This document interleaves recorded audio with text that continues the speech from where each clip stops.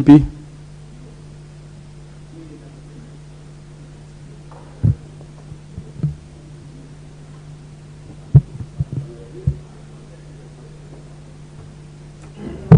Thank you.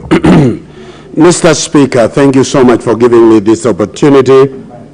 And I want to begin from the onset by saying the purpose of government is to protect the freedom of its people, the dignity of its people, and also the natural right to self-preservation.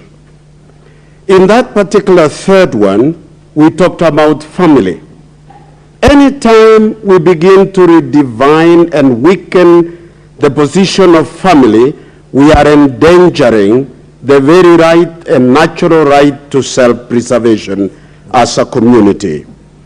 The Supreme Court decision used its privilege to allow what has been known in the streets as the tyranny of minority over majority.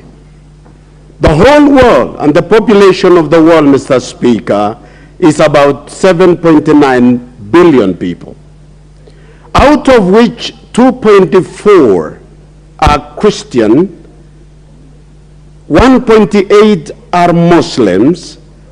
You talk about the Hindus, 1.3, Buddhists are 0.6, and the rest can follow. You can tell over 80% of the total population of the world believe in creation. They believe in heterosexual relationship. That is a relationship between a man and a woman. Not only for pleasure, love, and relationship, but for procreation and survival of the human race. If this has been done, and if the ruling by the Supreme Court becomes cast on the stone, then I don't think it can overturn our Constitution. We are going to invoke we the people. And this house is a house which is an arm of government.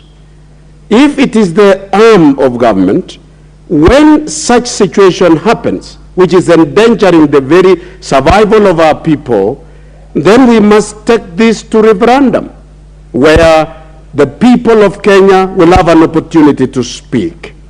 We cannot be dictated on by a civilization on its lowest ebb in history. Finally, Mr. Speaker, we want to look at it from the impact of this particular exercise. They want to have the whole world accepting it. All the Caucasians in the world at the moment are facing the danger of being a minority in the world because of population growth which has dwindled.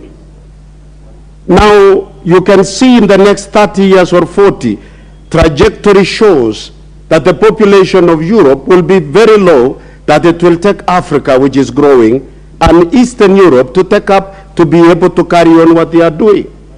Is this what they want to import into Africa and the rest of the world to finish their population?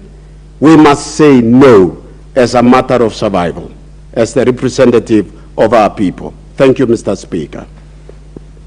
Thank you very much, Honorable Timothy Wanyonyi, the MP for Westlands. Thank you, Mr. Speaker, for giving me a chance also to speak on this motion. Mr. Speaker,